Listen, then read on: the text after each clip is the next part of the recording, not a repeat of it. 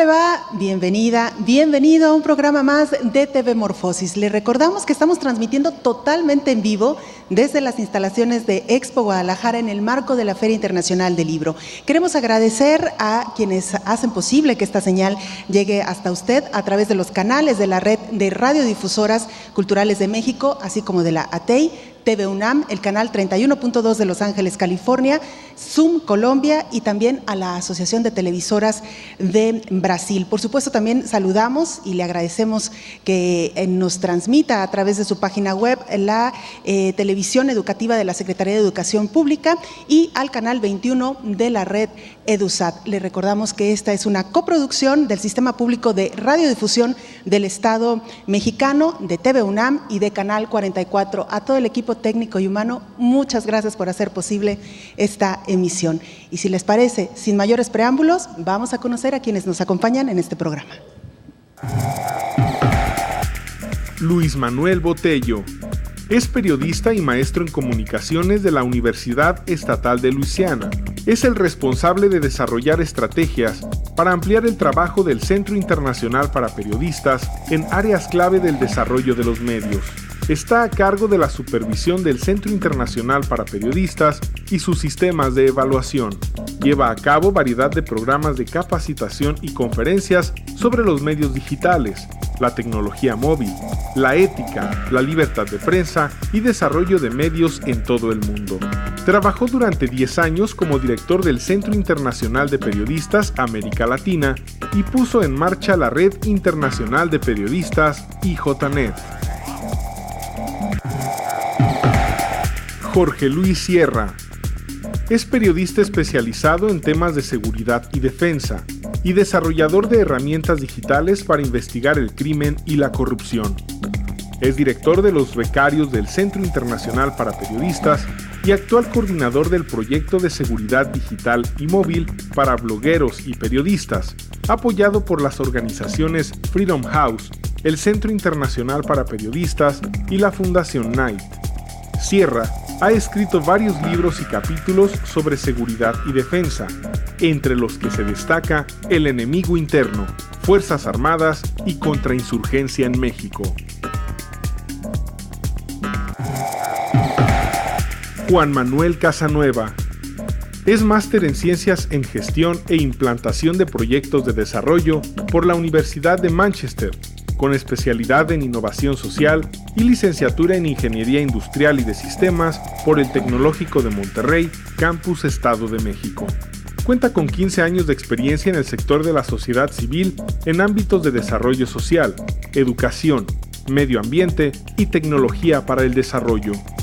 Es fundador de la ONG SocialTech, dedicada al empoderamiento en el uso de tecnologías digitales para la acción social, transparencia y participación ciudadana.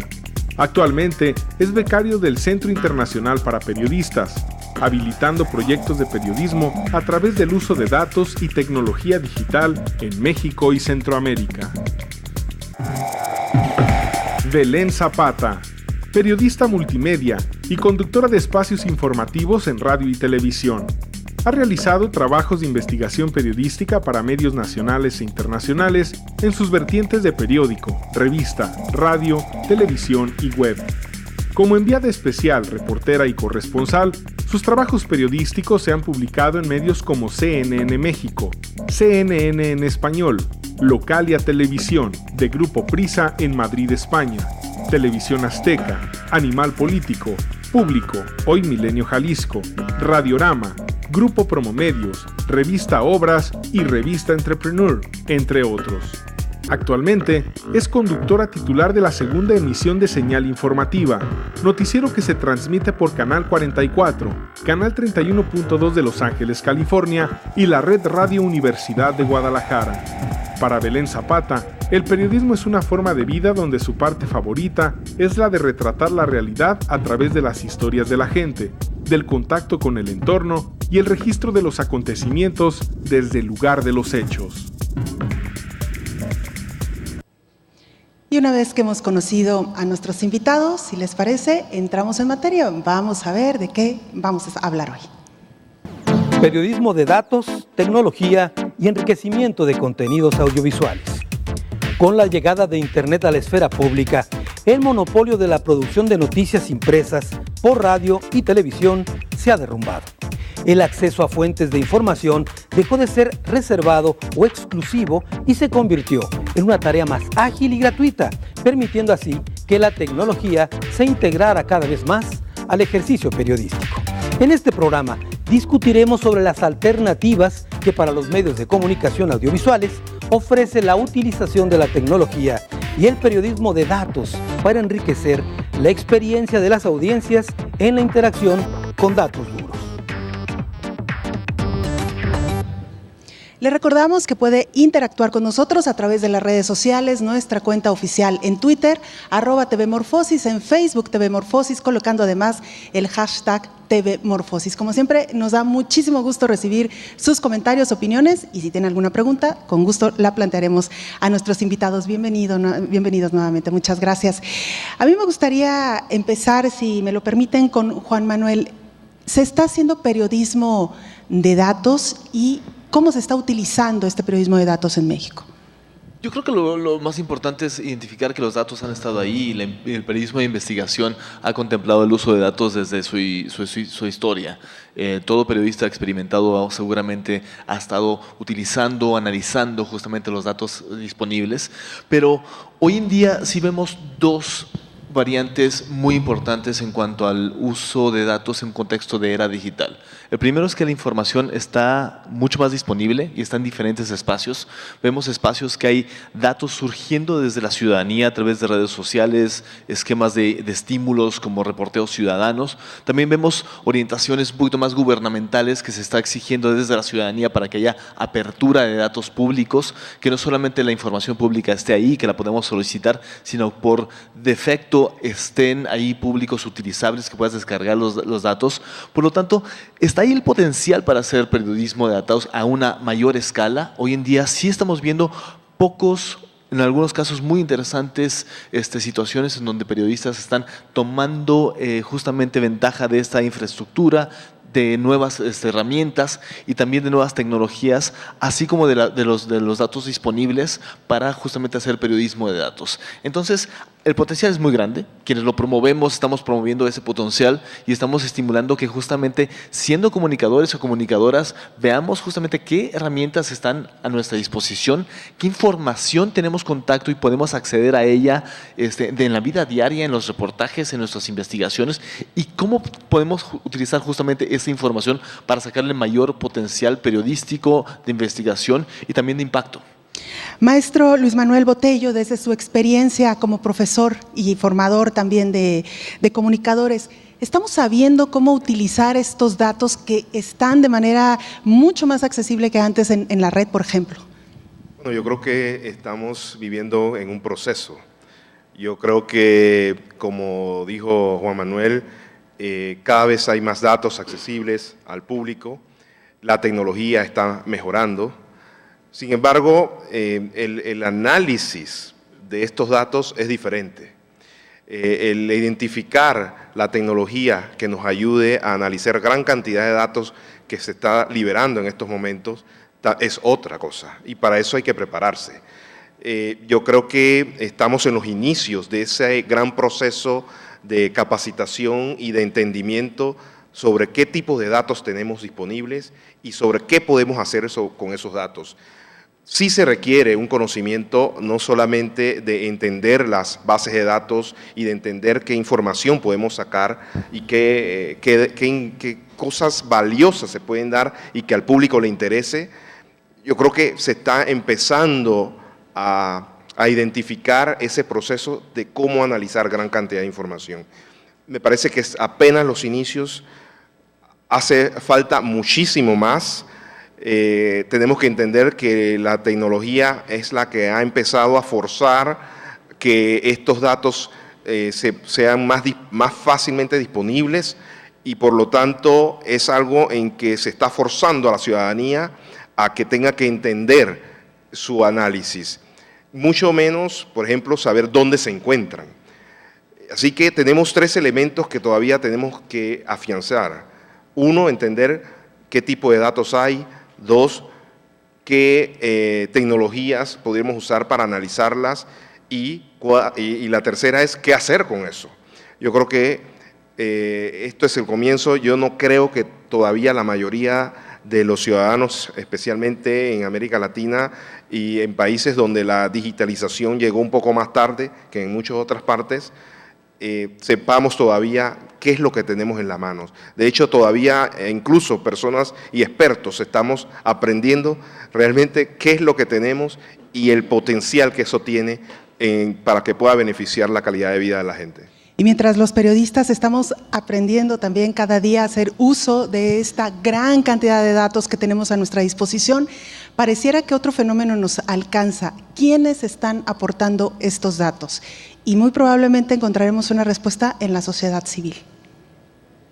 Como fenómeno, Jorge Luis Sierra, le preguntaría, usted que ha tenido esta experiencia, el contacto de cobertura de periodismo en materia de seguridad y su experiencia de trabajar en la frontera también, ¿cómo llegaba hasta usted? Me gustaría mucho que se lo compartiera a la audiencia. ¿Cómo llegaba hasta usted toda esta información y cómo sistematizaban todos estos datos que los mismos ciudadanos aportaban a través del Internet? Bueno, la experiencia principal con tecnología que yo empleé se hizo en Panamá. Panamá es un país con 3.8 millones de personas, es un país relativamente pequeño si lo comparamos con un país como México.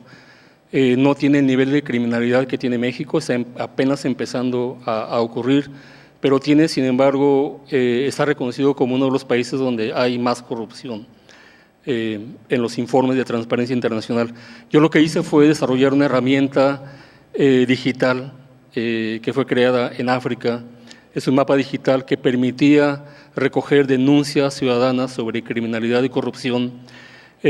Como fellow del Centro Internacional para Periodistas, lo que hice fue crear la herramienta, desarrollarla y entrené a un grupo de cerca de 105 reporteros en Panamá en una alianza entre los 3 periódicos principales y las 2 cadenas de televisión, para que los periodistas hicieran reportajes sobre las noticias que los ciudadanos enviaban al mapa.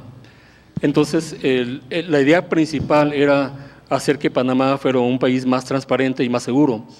Y yo pienso que en muchas ocasiones eso logramos el objetivo, porque hubo desde pequeñas soluciones, como puede ser que un puente entre el municipio de San Miguelito y el municipio de Panamá, que estaba controlado por pandillas, fuera iluminado y hubiera más patrullaje policial y la gente no tuviera que tomar autobuses en sentido contrario con tal de no cruzar el puente y ser asaltado. Esas cosas pequeñas. Pero hubo otras, como por ejemplo nosotros a través de Mi Panamá Transparente, que fue el proyecto que desarrollamos ahí, logramos por ejemplo la eliminación de una finca bananera en la frontera con Costa Rica, que era empleada por narcotraficantes colombianos para bajar cargamentos de droga. Los ciudadanos empezaron a utilizar mensajes de texto, los enviaban a nosotros y nosotros empezamos a reportar esos casos.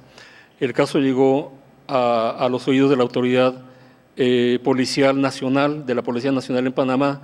La Policía Nacional envió aviones a vigilar la zona y lograron erradicar el uso de esa pista aérea en esa finca abandonada, y la paz regresó a la comunidad. Casos como esos fueron frecuentes y creo que fue una experiencia que fue básica en América Latina, un ejemplo de cómo se puede hacer periodismo donde trabajen periodistas y ciudadanos juntos a través de una plataforma digital. Juan Manuel, la sociedad civil nos está haciendo visible lo que aparentemente antes no era visible para los medios de comunicación, y nos están aportando estos datos con los que nos estamos nutriendo los medios. ¿Qué observas tú? ¿Qué estás observando tú? Yo creo que de manera natural, y quienes somos usuarios de redes sociales lo estamos haciendo de manera también bastante inconsciente. Estamos aportando mucha información, desde qué sentimos hasta qué está pasando, y muchas veces estamos inclusive tomando fotos o haciendo videos y lo estamos subiendo, ¿no? Esos son datos. Proyectos como el de Mi Panamá transparente justamente estimulan cierto tipo de datos que vengan de la ciudadanía.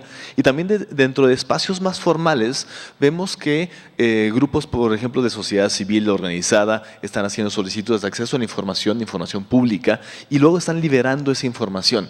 Y esa liberación tiene que ver con decir, bueno, la información pública es de todos y de todas, porque es pública, deberíamos tener acceso a ella, y quienes podemos tener acceso a ella a través de solicitudes de acceso a la información, podemos compartirla para que alguien más, además de nosotros y nuestros grupos, pueden ser periodísticos o de análisis, puedan llegar a conclusiones con ellas. Y algo muy interesante de ese concepto es que si uno está liberando información, datos, para también los demás, más allá de nuestras propias investigaciones, estamos permitiendo que otros grupos le den otras salidas, otras interpretaciones y diferentes análisis. Ahí dentro del gremio, no tanto de sociedad civil, pero dentro del gremio tecnológico, hemos visto que algunos grupos tecnólogos se están identificando con causas cívicas para decir, bueno, ¿qué podemos construir con esos datos? ¿Qué podemos visibilizar con esos datos? Este año pasó un ejemplo muy lindo de dos desarrolladores en Puebla que se metieron en la página de INEGI, y al ver que les costaba mucho trabajo bajar información, unir la información de diferentes estados, dijeron, bueno, vamos a meternos directamente a la fuente tecnológica de esos datos, que está disponible por parte de INEGI, pero nadie lo usamos porque no tenemos capacidades técnicas, e hicieron un portal alternativo para acceder a datos de INEGI que se llamó INEGI Fácil. Entonces, lo que estamos haciendo es que diferentes grupos de la sociedad sí podemos no solamente generar nuestros datos de manera natural, sino también estructurar la información que muchas veces es pública para que más de uno la podamos utilizar. Y esfuerzos como eso, Argentina lleva también un esfuerzo interesante este año con algo que le llamaron la Voz Data, en donde justamente están tratando de que la información llegue a la demás ciudadanía, que la podamos traducir, la que podamos utilizar, y que en estos casos, en el caso de Argentina, pues todo el mundo puede llegar a acceder a los gastos del Senado del país. Luis Manuel Botello, ¿qué hacemos desde el punto de vista de los formadores, de comunicadores, sobre todo en esta cantidad de información que nos llega de parte de la sociedad civil muchas veces, pero que no necesariamente tiene un filtro para garantizar que es información verídica y que además está cumpliendo con ciertas normas de ética a la que estamos obligados los periodistas? Esa es una excelente pregunta. Ese es uno de los grandes retos de la era digital, en el sentido de que al mismo tiempo que la ciudadanía está cada vez más empoderada para tener acceso a información y a que puedan emitir sus comentarios, puedan emitir mucha información a través de las redes sociales, también los periodistas han tenido que empezar a desarrollar mecanismos de verificación. Y hemos pasado a una época en donde la cultura de la verificación debe ser parte íntegra de todo proceso noticioso y de cualquier industria que esté manejando información, debido precisamente a la gran cantidad de datos que existe disponible y de la cual su fuente a veces es difícil de identificar. De hecho, eso ha generado la creación de nuevos modelos de negocios, nuevas empresas que se dedican únicamente a verificar lo que existe en las redes sociales y que hoy en día tienen decenas de clientes, que incluye los grandes medios de comunicación, incluye las mismas redes sociales, que utilizan estas empresas para que puedan ayudarles a identificar la veracidad de la información que genera la ciudadanía. Estamos hablando del New York Times, estamos hablando del Wall Street Journal, del mismo Google, que tienen a gente especializada únicamente verificando, y para eso se utilizan de todo tipo de recursos, desde la simple llamada telefónica como hacen los reporteros, hasta el uso de imágenes satelitales, por ejemplo, para saber si una determinada imagen fue enviada desde un punto específico a la hora que supuestamente el ciudadano había indicado en su mensaje. Entonces, la misma tecnología está permitiendo que se generen nuevas industrias que puedan ayudar a los medios de comunicación y a los comunicadores a saber filtrar y implementar dentro de sus oficinas esa cultura de la verificación que cada vez más se hace más importante en un mundo en donde la explosión informativa y en donde lo que se llama la Big Data o la gran cantidad de datos está disponible prácticamente que en el que está en la palma de tu mano. A través del celular se pueden bajar ya muchísima información. Entonces, yo creo que es algo fundamental. Nosotros en el centro siempre hablamos que, si bien es cierto, estamos trabajando con nuevas tecnologías, nuevas estrategias de identificación y reproducción y diseminación de información, al mismo tiempo tenemos que volver en cierta medida a lo básico del periodismo, que es simplemente verificar y chequear, que de hecho se han generado incluso nuevas aplicaciones que son precisamente para chequear, ¿no?, y verificar discursos políticos, por ejemplo, que eso es algo que no se hubiera podido hacer hace 5 años atrás. Ya está generando el desarrollo de nuevas aplicaciones que permite la verificación de la veracidad de los datos que los políticos emiten en sus discursos políticos. Imagínense, qué interesante eso, ¿no? Y qué bueno poder decirlo. Entonces, yo creo que así como estamos en una era en donde estamos reinventando muchas cosas, también estamos reinventando cómo hacer periodismo en circunstancias donde la información y la verificación es cada vez más importante, pero que al mismo tiempo la tecnología nos permite desarrollar nuevas aplicaciones que hacen ese trabajo mucho más fácil. Antes de pasar a los comentarios que ya nos están llegando, yo quiero preguntarle a Jorge Luis qué pasa desde las redacciones, con base en su experiencia, cómo se sistematizan todos estos datos y sobre todo ahora que la tecnología también ha puesto a nuestra disposición nuevas formas de comunicar ese contenido. Pienso, por ejemplo, en las infografías o estos mapas que nos reflejan claramente problemáticas tan duras y tan difíciles como, por ejemplo, la muerte de mujeres en Ciudad Juárez o el número de desaparecidos en nuestro país. Sí, claro que sí, voy a mencionar un par de ejemplos. Quizá el ejemplo más inmediato de nosotros sean los homicidios en Ciudad Juárez. La tasa de homicidios en Ciudad Juárez llegó en cierto momento a ser cerca de 80% por cada 10,000 habitantes, 80 homicidios por cada 10,000 habitantes, que era una tasa superlativa. El nivel común en América Latina, en las regiones donde hay más violencia, son de 30. En las zonas normales podría decirse que baja 20, 25, pero en Ciudad Juárez se incrementaba esa cantidad. Entonces todos teníamos la percepción de que Ciudad Juárez era una ciudad en donde había muertos por todas partes, pero cuando se empezaron a utilizar datos y tecnología para visualizar esos datos, lo que encontramos fue varias tendencias. Una era que la mayor parte de los asesinatos ocurrían entre las 11 de la noche y las 2 de la mañana. La edad de las personas iba desde 15 años hasta cerca de 26, y la mayor parte de los homicidios se concentraban en 4 bloques, 4 cuadras de Ciudad Juárez, 4 cuadras. Y daba, digamos, la coincidencia, si así se le puede llamar, que esas 4 cuadras estaban controladas por los carteles que estaban operando y confrontándose en Ciudad Juárez. Eso quería decir que si esa información se hubiera analizado con prontitud, la respuesta gubernamental y la respuesta de la sociedad civil hubiera sido más precisa.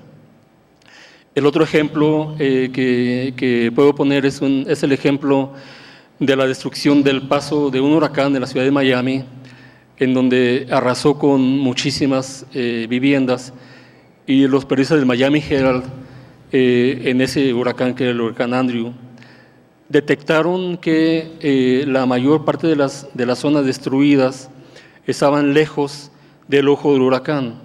Entonces hicieron un mapa en donde hicieron varias capas de información.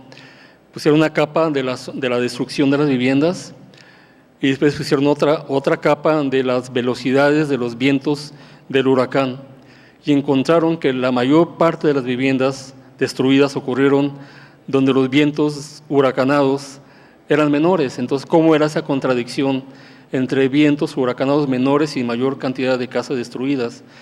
Entonces los periodistas tomaron esto como punto de partida y empezaron a analizar los permisos de construcción de las casas, y lo que encontraron es que había habido corrupción en la expedición de los permisos de construcción y que eso había facilitado la construcción de viviendas endebles que no resistían el paso de un huracán. Esa investigación con datos mereció el premio Pulitzer en Estados Unidos. Fascinante cuando se empieza a cruzar todos estos datos y lo más importante, saberlos interpretar. Recuerdo ahora, a propósito de lo que mencionaba, que muchas veces se cree que donde llegan más apoyos existen menos conflictos. Recuerdo un trabajo periodístico también que se hizo cruzando el presupuesto que el gobierno federal le daba a los estados para el combate a la inseguridad. Resulta que los estados que recibían mayor presupuesto eran los que tenían mayores índices de delincuencia y de inseguridad. Las contradicciones en las que muchas veces podemos evidenciar a través del cruce de datos. Y yo te quiero preguntar, Juan Manuel, los datos ya están ahí, los periodistas, la sociedad civil, cuando los sube a una red o los comparte, ¿están sabiendo interpretarlos? ¿Están sabiendo cruzarlos para llegar, por ejemplo, a conclusiones como ya la que ya nos compartían? Pues primero, no todos los datos siempre están ahí, lamentablemente. Hay ya, por lo menos a nivel de información gubernamental, sí hay movimientos que estamos exigiendo que haya mayor apertura de datos por parte de gobiernos, pero sí están las capacidades para abrir, en este caso, también los datos, ¿no? También podemos ser generadores de datos. Si estamos teniendo la capacidad para analizarlos y para contar esas historias, es un proceso de aprendizaje que aún estamos iniciando.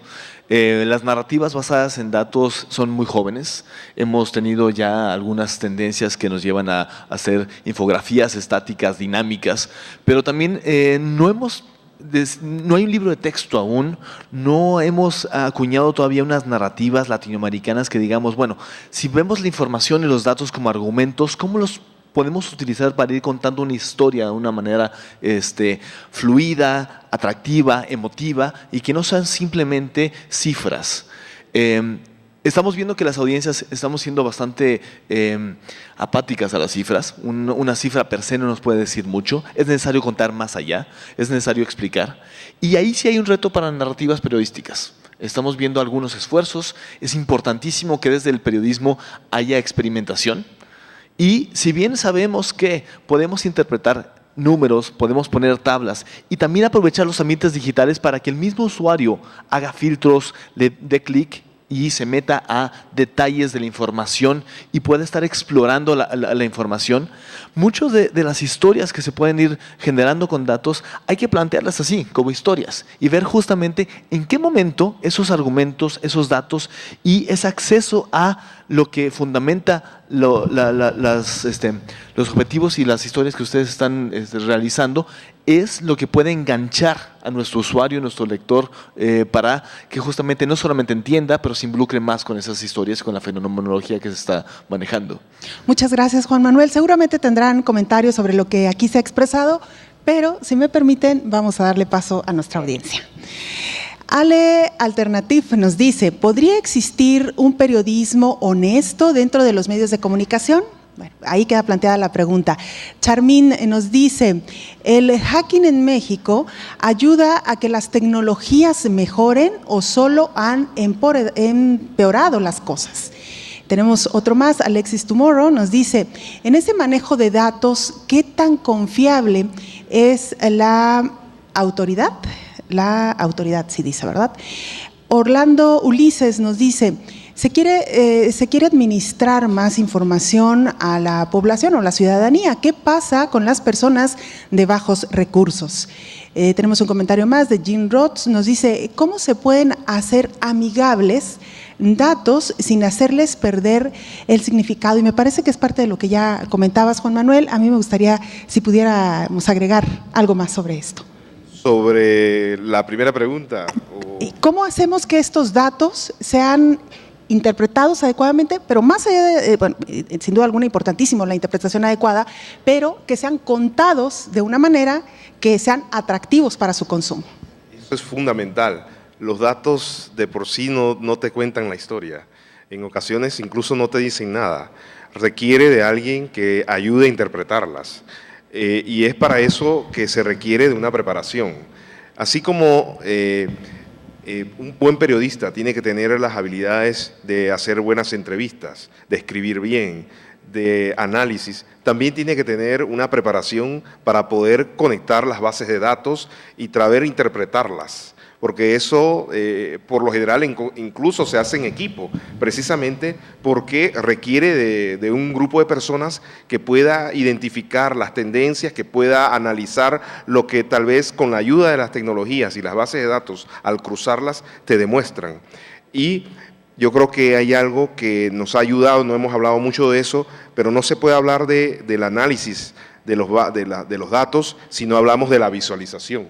Yo creo que gran parte y lo que ha cambiado la ecuación en este sentido de que se pueda entender los datos mucho mejor es la capacidad que tienen nuevos recursos tecnológicos de utilizar la visualización de datos, que cada vez es mejor y cada vez es mucho más sencilla de utilizar. De hecho, se han creado ejemplos en donde la gente nada más baja los datos, los baja, los tira y le hace una visualización que te hace entender lo que está ocurriendo. Pero siempre vamos a necesitar de aquel buen narrador, de aquella persona que entienda cómo conectar. Una de las cosas que hemos identificado en nuestros proyectos de investigación periodística, por ejemplo, en América Latina, es que los periodistas saben lo que quieren buscar, saben dónde está la data, saben cómo bajarla, pero no saben cuáles son las bases de datos que hay que conectar para que pueda interpretar y dar respuesta a la hipótesis que ellos están investigando. Es algo bastante interesante. O sea, tienes todo, y sin embargo le era muy difícil entender y conectar los puntos que al final le dé la respuesta que yo estaba buscando y que confirme o no la información que ellos estaban investigando. Eso me parece fundamental y eso es como una disciplina. Es como cuando cambias un encendedor, lo prendes, lo apagas y para poder entender datos tienes que como prender esa habilidad de tu mente y ponerla a funcionar. Y la única forma de hacerlo es con la práctica diaria. Conectar estos puntos y estas bases de datos lo hace la práctica. No hay una fórmula, yo diría, una varita mágica que diga, apréndete estos principios y ya vas a ser un experto analizando y explicando los datos. No, eso se lo hace la práctica, la habilidad periodística del análisis y la conexión de puntos que puedan interpretar un asunto que se está investigando. Y si lo queremos complicar un poquito más, ¿qué les parece la velocidad con la que actualmente tenemos que generar esos contenidos? ¿Tenemos tiempo para interpretar datos, para contar estas historias? Bueno. Aquí hay un concepto tecnológico que me gustaría pasar del lado más técnico al lado más periodístico, que es el concepto de una API. Una API es justamente una interfaz en donde tú puedes acceder a los datos. Si tenemos una base de datos justamente y tenemos esas interfaces para acceder a los datos, muchas veces se pueden estar actualizando en tiempo real y eso sí pueden alimentar a servicios o aplicaciones. Te pongo un ejemplo sencillísimo. El gobierno del Distrito Federal tiene una API con la información de contaminantes del ambiente que se actualiza cada 10 minutos. Si tú haces un programa que consulte esa información, vas a tener esa información actualizada cada 10 minutos. Entonces, eso viene de información que recolectan diariamente, todo el tiempo, por parte de sensores, etcétera, etcétera. Pero lo mismo puede pasar con información que venga de los ciudadanos, lo mismo puede pasar por información que se esté recolectando de información pública, lo mismo puede pasar de diferentes análisis. Uno de los cambios de paradigma que se están viviendo y que estamos tratando de entender, pero también de aprovechar, es ver cómo podemos ver también la fuente y proveer datos como una manera también de hacer periodismo. O sea, si estamos ya teniendo tanta información en nuestros ambientes, pongámoslos, actualicémoslos y veamos que también otros aprovechen justamente eso. Y aprovecho para tomar una de las preguntas que hablaba sobre el hacking. Mucho del contexto de hacking que se está viendo en el mundo del periodismo es un hacking ético, en donde los programadores son nuestros aliados, nos ayudan a analizar, nos ayudan a construir, nos ayudan a hacer este tipo de programitas o APIs y nos ayudan justamente a fortalecer nuestras narrativas y nuestras infraestructuras de acceso y de entendimiento de los datos. Entonces, veamos al hacking como esos aliados técnicos que así como nosotros quieren contar historias, quieren hacer que la información se conozca y también están interesados muchas veces en generar impacto social. Adelante, Jorge Luis, por favor. Algo que agregar, Belén. Yo pienso que aquí en el periodismo hay, me voy a atrever a decirlo, porque creo que es mi observación, hay dos tipos de periodistas en el mundo digital.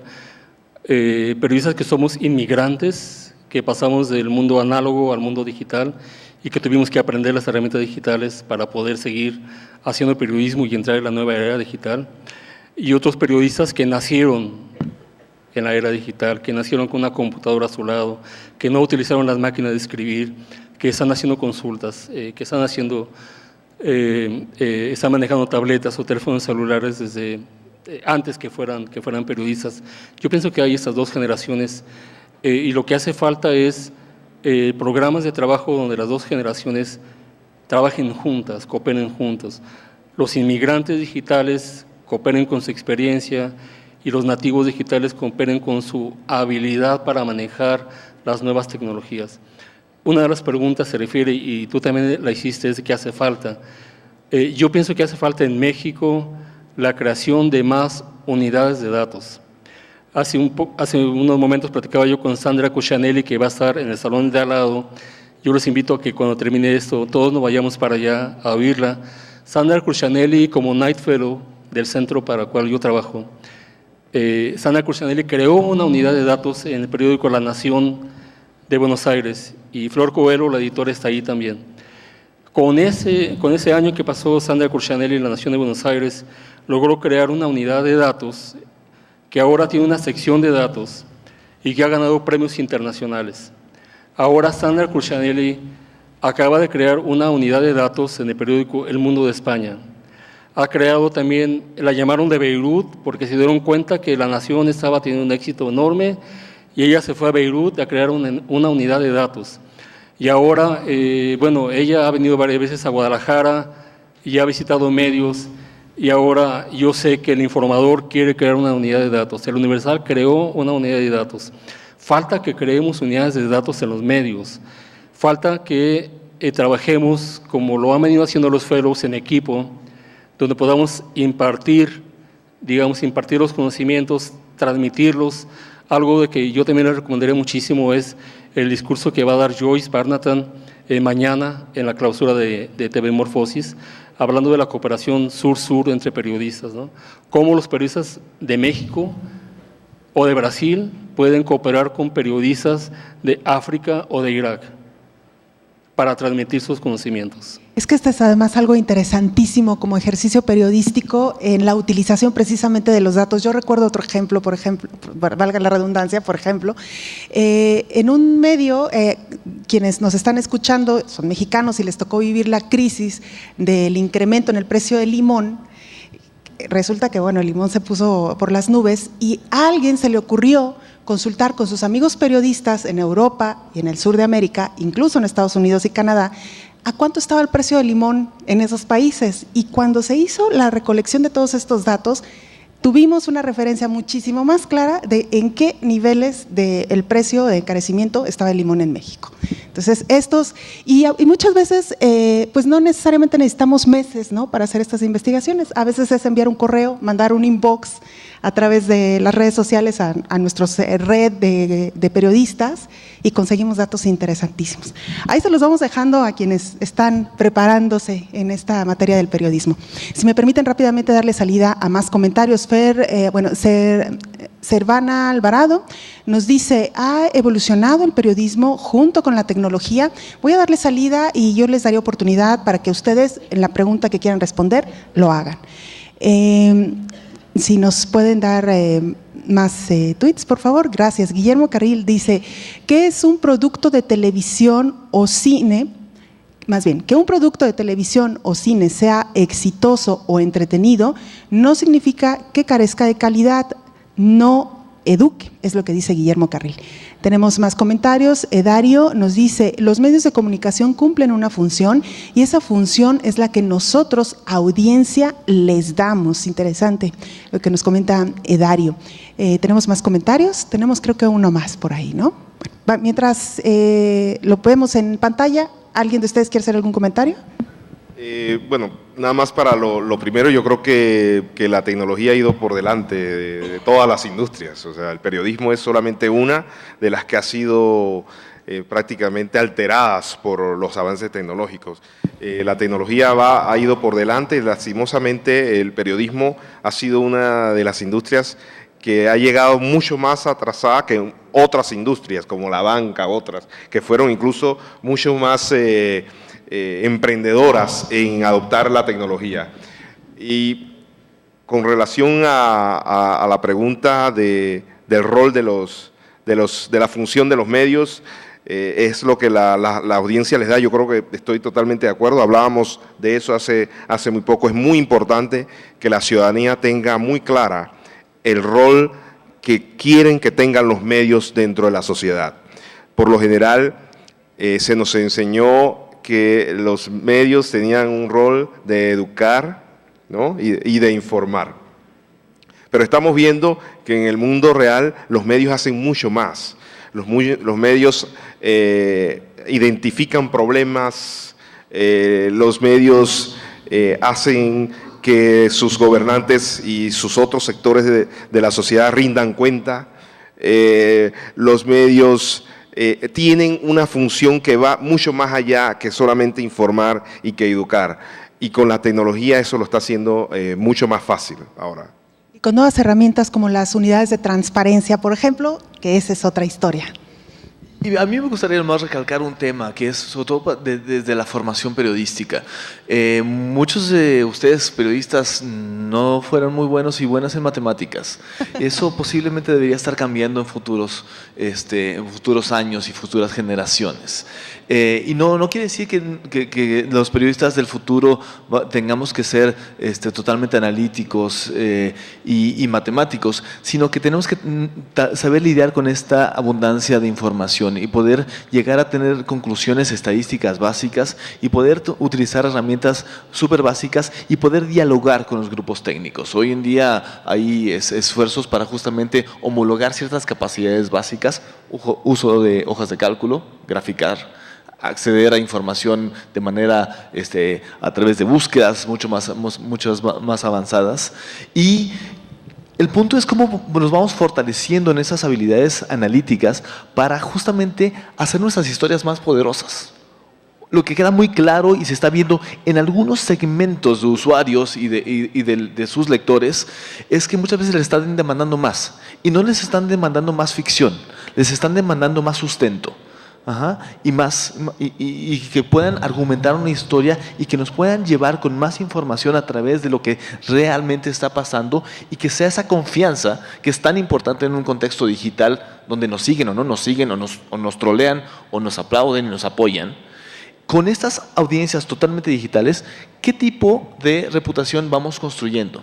Y ahí la data y cómo podemos argumentar lo que decimos y las historias que contamos y lo que narramos y analizamos de la vida diaria va a ser fundamental para la profesión. Y además, si me permiten, ya casi perfilándonos a las conclusiones, todavía no, pero antes de entrar a las conclusiones, ahora que mencionabas esto, cómo las audiencias y cómo la sociedad civil también está empezando a dictarnos un poco la ruta de lo que consideran importante. Y te lo comentaba Juan Manuel antes de entrar a este programa, el fenómeno de Yo Soy 132, cómo son los mismos estudiantes los que lo empujan a través de las redes y luego los medios lo retoman. Estamos viendo el caso más reciente, el de los 43 estudiantes desaparecidos en Guerrero, cómo también ha sido la sociedad a través de sus fotografías en las manifestaciones, de datos que ellos mismos han proporcionado, cómo los medios que también se han nutrido pues de esto que la sociedad está considerando importante.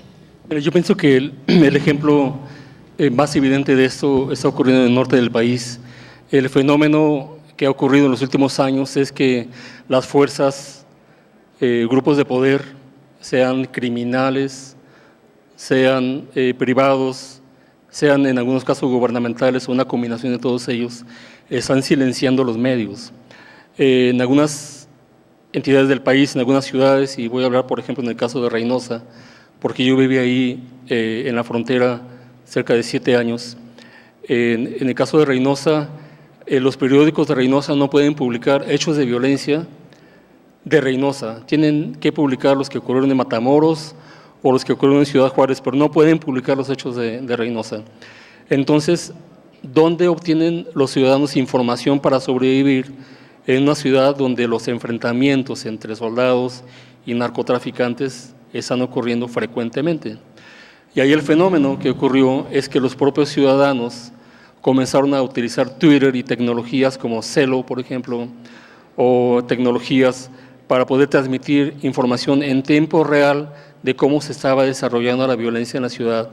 Y lo que uno podía leer ahí es por dónde ir, por dónde transitar, por dónde moverse, en qué mercado estaba ocurriendo la violencia, dónde ir de compras. Entonces, para mí era una herramienta indispensable. Yo recuerdo haber ido al aeropuerto de Reynosa a recoger a una colega periodista, que por cierto acaba de ser reprimida en la Ciudad de México, que iba a participar en un evento en Texas y tenía que bajarse en Reynosa y cruzar.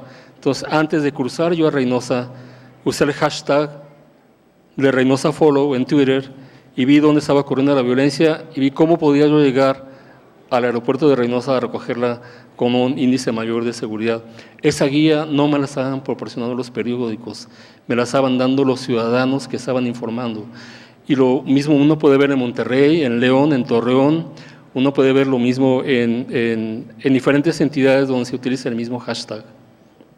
Luis Manuel. Yo creo que la ciudadanía pues nos indica, yo creo que las redes sociales, la creación de los hashtags ha hecho que la capacidad que tengan la misma ciudadanía o los medios en línea que tal vez antes no tenían esa capacidad de influir en la sociedad, lo puedan tener y que puedan tener una gran cantidad de audiencias en cuestión de segundos. Bueno, aquí se mencionó en un panel anterior el tema de la noticia de la Casa Blanca que hizo el website de Aristegui, por ejemplo, o sea, cómo esa nota ha generado una cantidad de tráfico y de discusión pública que antes tal vez esto nunca hubiera podido ocurrir, al menos que lo hubiera transmitido alguna de las televisoras, de las grandes televisoras del país. Lo mismo está ocurriendo en distintas partes del mundo con eventos que se están dando. Las redes sociales definitivamente han disminuido, si pudiéramos decir, el poder de tal vez la gran prensa internacional y ha dado la oportunidad a que estudiantes como los de Guerrero puedan crear un movimiento incluso que ha cruzado fronteras. Eso realmente es significativo y desafortunadamente yo creo que todavía incluso muchos de nuestros propios colegas no lo han entendido todavía y creen que todavía podemos cubrir una noticia de la misma forma que lo hacíamos hace 5 años. Eso es totalmente, o sea, hablaba con algunos reporteros, me decían, Luis, la velocidad en que se está manejando la información. Hoy en día, para mí, poner un periódico o dar un noticiero incluso en la tarde es un dolor de cabeza, porque ya yo no sé qué voy a decir si todo se está discutiendo ya a través de las redes. O sea, la agenda pública se ha salido de la mano prácticamente de los que por lo general en cualquier sociedad del mundo habían tenido el control de la agenda pública, que eran los poderosos de todos los países, ¿no? Que incluye a los grandes medios del mundo. Entonces, eso yo creo que todavía le ha costado muchísimo al periodismo y a los medios de comunicación, y yo también incluso creo que apenas la misma ciudadanía empieza a entender el nuevo rol que tienen ellos ante el acceso a esos medios versus el rol que ellos le quieran asignar a los medios tradicionales. Juan Manuel. Y a mí me gusta ahí reflexionar sobre una provocación a ustedes periodistas, que es ¿cuál es el rol del periodismo en este contexto que ya estamos hablando? ¿Es dar la nota o nos vamos asumiendo algunos retos mucho más complejos, ¿no? Que es sí contar historias mucho más profundas, investigadas, analíticas, o el mismo agregar contenidos de manera que puedan hacer unas curadurías específicas para ciertas audiencias. O sea, esa es la pregunta grande, ¿no? Y eso seguramente le va a pegar a los modelos de negocio, a las capacidades que tenemos que tener como periodistas y a los tipos de equipos de cómo abordar justamente esta información y esas narrativas desde el lado periodístico. Estamos viendo que hay experimentos interesantes que se están dando en grupos muy pequeños. Algunos que están haciendo periodismo de investigación muy targeteado en algunos temas. Estamos viendo algunos medios más para jóvenes que están tratando de hablarse entre ellos, de joven a joven, en un corte periodístico. Y estamos viendo que esos experimentos muchas veces empiezan a tener impacto, posiblemente no masivo, pero sí en ciertas audiencias. Y el valor de ciertas audiencias ya lo están identificando en algunas marcas, algunos patrocinadores, y también ya se están dejando ver que muchas veces esa comunicación y el paradigma de la comunicación masiva posiblemente no sea el mismo que estaremos enfrentando en los próximos años. Muchas gracias. Estamos casi concluyendo. Tenemos un par de tweets más. Ale Alternativa, el nuevo rol del periodismo ahora se encuentra dentro de las nuevas tecnologías. Suni Jonás nos dice, ¿qué será de los medios en un futuro si los ciudadanos son los que informan ahora? Y tenemos uno más, Alex Cuate nos dice, ¿cómo podemos transformar los datos transmitidos por las audiencias en productos audiovisuales eficaces? Parte de lo que ya hablábamos con la creación pues, de todas estas herramientas multimedias que ya tenemos. Tenemos un minuto cada uno para despedirnos. Por favor, Jorge Luis. Es indispensable que aprendamos nuevos lenguajes. Es necesario que aprendamos inglés porque la mayor parte de las tecnologías están escritas en inglés, no han sido traducidas. Y por otra parte, hay que hablar otros lenguajes, hay que hablar el lenguaje de HTML, hay que leerlo, hay que escribirlo, hay que aprender otros lenguajes de computación que antes creíamos que no eran necesarios, que no eran indispensables. Y para los medios yo pienso que ahora más que nunca ya no hay punto de retorno. Es decir, si no involucras a los ciudadanos en el proceso de información y si no usas las nuevas tecnologías, no habrá futuro para los medios. Luis Manuel Botello, por favor. No, yo pienso que el mensaje que pudiera dar ahora es que tenemos que pensar en un periodismo diferente. Yo creo que tendremos que pensar como una frase en inglés, out of the box, o sea, fuera de lo más tradicional posible. En ocasiones, cuando incluso vamos a generar proyectos periodísticos, la primera pregunta que me hago, ¿qué es algo que a nadie se le ocurriría hacer si yo quisiera llegar a este tipo de información? Entonces empiezo desde ahí y después veo cómo hago la información, pero ya no como voy a ir a preguntarle a los mismos que yo siempre preguntaba, sino vamos a cambiar ese proceso de información. Yo creo que va a ser importante entender que la colaboración va a ser fundamental. Yo creo que no va a haber medio de comunicación pequeño, chiquito o grande de ninguna manera si no se maneja a través de la colaboración y no solamente con sus pares medios, sino con otras organizaciones de la sociedad civil.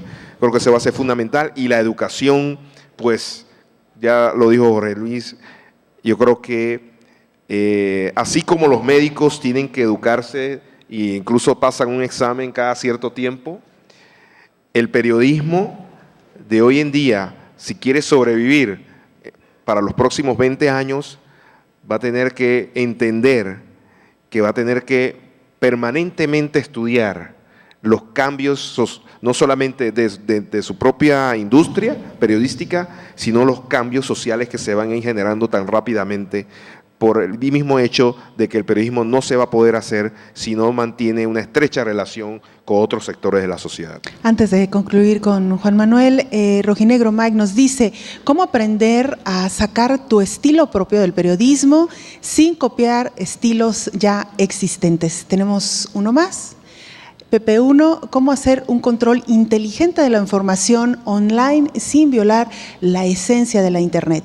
Y quizá por ahí uno más, ¿alcanzaremos? Con esto nos quedamos. Juan Manuel, por favor. Pues yo concuerdo completamente y la gran pregunta es cómo innovar. Lamentablemente, y eso que me di varias vueltas por la FIL, no hay un libro en pasta dura que diga cómo llevar el periodismo en el siglo XXI. Y las dos recomendaciones que hemos visto desde diferentes sectores, sobre todo multidisciplinarios, es uno, atreverse. Sí vale la pena atreverse. Cualquier locura hay que probarla, o sea, experimentemos. Si son inversionistas, por favor experimentenle, capaz que le pegan. Si somos periodistas, hay que ver cómo nos podemos comunicar con otros lados. Y lo segundo es empezar también a generar la capacidad de ver cómo estamos interactuando como sociedad. Si podemos tener esas lecturas un poquito más finas, más refinadas, seguramente vamos a no solamente identificar los medios naturales para las audiencias, sino también las formas y ver qué tipo de temas y espacios son los que podríamos nosotros adoptar, hackear, para justamente hacer estas nuevas formas de periodismo. Muchísimas gracias a los tres y muchísimas gracias a usted que nos acompañó a través de este programa. Lo esperamos en la siguiente emisión de TV Morfosis.